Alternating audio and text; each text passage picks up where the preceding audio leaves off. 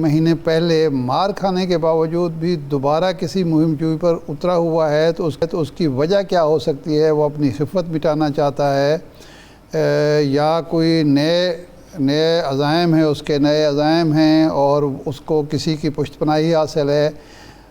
Trump صاحب جنگ بندی کرا رہے ہیں، ٹرمپ صاحب غزہ میں بھی جنگ بندی کرا رہے ہیں اور یہاں بھارت ایک نئی جنگ کا فتنہ کھڑا کرنا چاہتا ہے، تو اس کے کیا وجہ آپ سمجھتے ہیں؟ یا واقعی صرف بہار کا الیکشن جیتنے کے لیے یہ دھمکیاں دی جا رہی ہیں اور سیاسی مقاصد حاصل کرنے کے لیے جنگ کا ماحول پیدا کیا جا رہا ہے؟ خورشید صاحب۔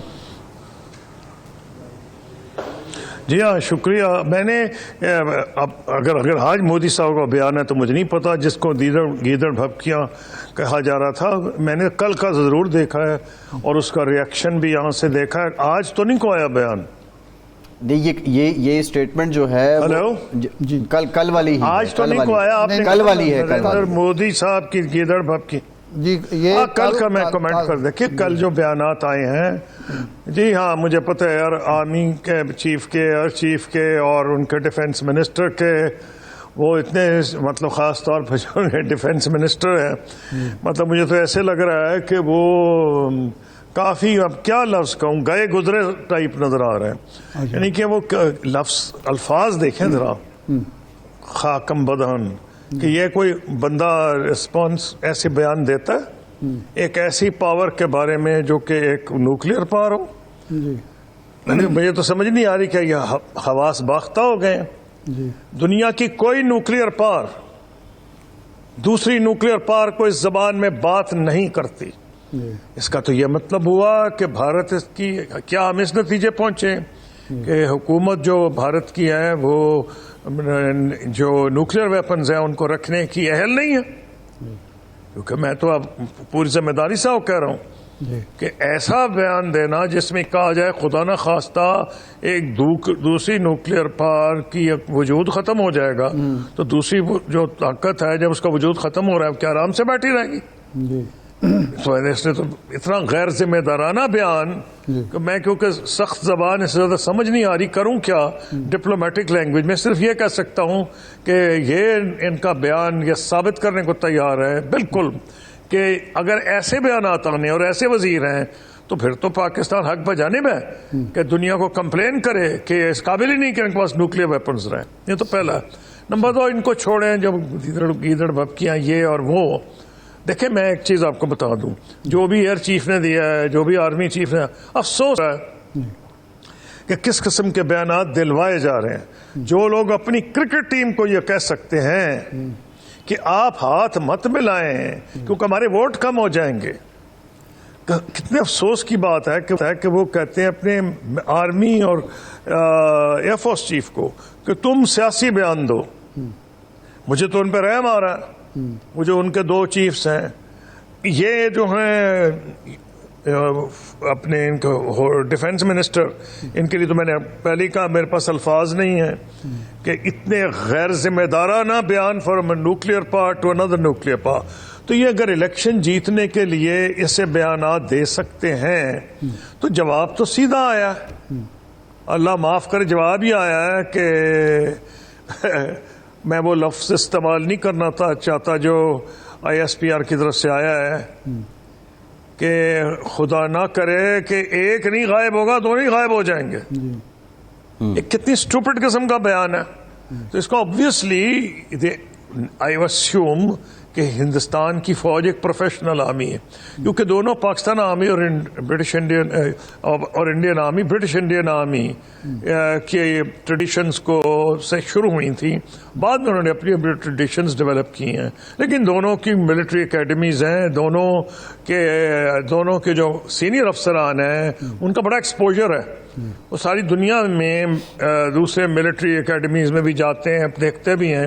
تو مجھے تو یہی لگا کہ ان کی فوج بھی قابل رحم ہو گئی ہے، نہیں خورشید اتنی برا حال کر دیا مودی صاحب نے۔ خورشید صاحب جیسا آپ انڈین فوج کی اسٹوبڈیٹی کی بات کر رہے ہیں، وہ تو اس کا مظاہرہ مئی میں کر چکے ہیں کہ انہوں نے 6 مقامات کو نشانہ بنا لیا یہ سوچے بغیر کہ اس کا جواب کیا آئے گا، اور اس کے بعد اپنے 6 طیارے بھی تباہ کرا دیے، باقی بھی جنگ کے خطرات یعنی نیوکلیر نہیں، یہ ملٹری ایئر فورس کا قصور نہیں ہے، معاف کیجئے، نہیں، لیکن انڈین ملٹری ایئر فورس کا، یہ ان کے لیڈرشپ کا قصور ہے۔ نہیں سر، لیڈرشپ انہوں نے کی بات نہ سیاسی استعمال کیا اپنی ایئر فورس کو اور آرمی کو، وہ اسٹوپڈ تو جو اگر ہر فائر ہے تو ان کی پولیٹیکل لیڈرشپ پہ آ رہا ہے۔ اس لیے میں کہنے کی کوشش کر رہا تھا کہ میں نہیں سمجھتا کہ ان کی ملٹری لیڈرشپ گورنمنٹ، کیونکہ آپ نے مجھ سے سوال کیا تھا نا کیا ادھر بھپ کیا ہے کچھ سے، تو میں یہ کہہ رہا ہوں میں مان ہی نہیں سکتا کہ ان کی ملٹری لیڈرشپ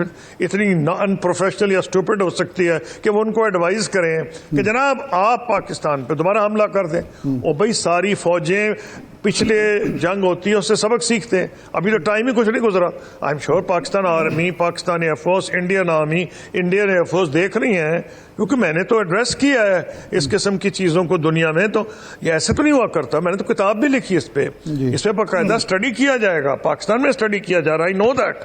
تو میں کیسے مان جاؤں کہ انڈیا میں نہیں اسٹڈی کیا جا رہا؟ تو اگر اسٹڈی کیا جا رہا ہے تو it's a totally bogus political statement. ہاں ایک بات میں ضرور کہوں گا کہ جب لوگ اتنے جنونیت میں پاگل ہو جائیں، اگر ایسا بیان اس جنونیت کی عکاسی ہے تو پھر آپ کو تو ریڈی ہونا پڑے گا۔ تو میرا تو یہ خیال ہے کہ پاکستان آرمی ہمیشہ ہی ریڈی ہے، ایئر فورس نے ثابت کی ہمیشہ ہی ریڈی ہے، تو گھبرانے کی ضرورت نہیں ہے۔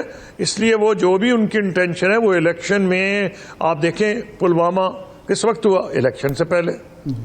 اب پھر الیکشن آ رہا ہے تو پھر انہوں نے شروع کر دی کہ گیم جو ہے۔ تو یہ تو ہندوستان کو بہت جو جس قسم کے ان کے بیانات ہیں، یا ایم شور ہماری آئی ایس پی آر نے اچھا کیا، یہ شیئر کر رہے ہوں گے کہ ان کی رسپانسبلٹی جو ہے باقی نیوکلیئر پاورز سے شیئر کرنی چاہیے، اور آئی ایم شور شیئر ہو رہی ہوگی۔ سوال بنیادی طور پہ یہ ہے جو ہم آپ سے جاننا چاہ رہے ہیں، پولیٹیکل سٹیٹمنٹس تو اپنی جگہ، بھارت کا ایک وتیرہ ہے کہ وہاں پہ پاکستان کے خلاف باتیں ہوتی ہیں الیکشنز میں، لیکن جس طرف آپ نے جواب یہ ہے یہ تو قطعاً نہیں ہو سکتا، کیونکہ پاکستان نے ریسنٹلی جو کامیابیاں حاصل کی ہیں، ناٹ اونلی ملیٹریلی، 4 ڈے وار میں ساری دنیا اس کو مان رہی ہے، لیکن اس سے بڑھ کر ایک اور چیز ہو گئی ہے کہ geopolitical situation, geostrategy change ہی ہو گئی ہے۔ ساؤتھ ایشیا اور گلف کے اندر جو سارے سچویشن ہے، اس میں پاکستان کمزور نہیں مضبوط ہو کے آیا ہے۔ تو کیا وہ اتنی اسٹوپیڈیٹی کرنا چاہیں گے کہ جب ہماری ایسے وقت میں سعودی عربیہ اور پاکستان کا ایک اعلان ہو گیا ہے، کیا کوئی جس کے حواس باختہ نہ ہو ایک نیوکلیئر پاور پہ اس وقت حملہ کرے گی جب امریکہ کے اس سے اچھے تعلقات ہیں، چین کے اچھے تعلقات ہیں، گلف کے بادشاہ تو میں نہیں کہوں گا، وہ کہتے ہیں نا ہاتھی کے پاؤں میں سب کا پاؤں، سعودی عربیہ اتنا بڑا ہے کہ باقی ممالک جو ہیں وہ بھی یہ سمجھیں کہ اہم ملک ہیں، لیکن یہ کہ سعودی عربیہ سے جو الائنس ہوا ہے اس کا ساری گلف کی سیکورٹی پہ اثر پڑتا ہے۔ کیا ایسے موقع پہ حملہ کریں گے؟ کیا ایسے موقع پہ ان کی پروفیشنل ملٹری ان کو ایڈوائز کرے گی کہ آپ حملہ کریں؟ تو میرے سمجھ ہی نہیں آ رہی اس سے الیکشن کے علاوہ اور کیا چیز ہے۔ آپ نے تو ویکنس کی بات کی، ویکنس تو بھارت میں بھی ہمارے یہاں بھی ہے، لیکن میں کہہ یہ رہا ہوں کہ اس ویکنس کے باوجود جس کا ارشاد عارف صاحب ذکر کر رہے تھے، ان کو بری طرح تو پٹائی ہوئی ہے militarily and diplomatically. It doesn't mean, of course ہمیں اپنے حالات ٹھیک کرنے چاہیے، اس میں تو کوئی دو رائے نہیں ہے، لیکن آپ نے مجھ سے یہ نہیں سوال پوچھا۔ آپ نے پوچھا کیا ہندوستان پر تول رہا ہے؟ تو جب تک کوئی بالکل ہی اپنے حواس نہ کھو بیٹھے، وہ سوچے گا نہیں ان حالات میں، جب دنیا کی ورلڈ پاور سے اس سے تعلقات خراب ہیں، یہاں تک کہ روس جو اس کا ٹریڈیشنل ایلائی ہے، اس نے کچھ دن پہلے پاکستان کے ساتھ جوائنٹ ملٹری ایکسرسائزز کی ہیں only a few days ago. تو مجھے تو سمجھ ہی نہیں آ رہی کہ کس بنیاد پر وہ یہ سوچے گا حملہ کرنے کا۔ صحیح ہے۔ اچھا قصوری صاحب، اسرائیل حماس مذاکرات، بنیادی نقطہ یہ ہے کہ اگر یہ جنگ بندی پائیدار ہو جاتی ہے تو فلسطینی ریاست کی، آزاد فلسطینی ریاست کی راہ ہموار ہوگی؟ دیکھیے بات یوں ہے، let us be very honest and frank, یہ بہت خامیاں ہیں اس میں، یہ جو سامنے پریزیڈنٹ ٹرمپ کا آیا ہے، لیکن یہ خامیاں تو ایک طرف گئیں، ریاست تب بنے گی جب بندے زندہ رہیں گے، وہ بندے ہیں تو ریاست ہوگی نا۔ زمین ہے تو ریاست ہوگی نا. اس سے پہلے یہ تھی کہ نیتن یاہو کہہ رہا تھا کہ بندے نہیں رہنے دیں گے.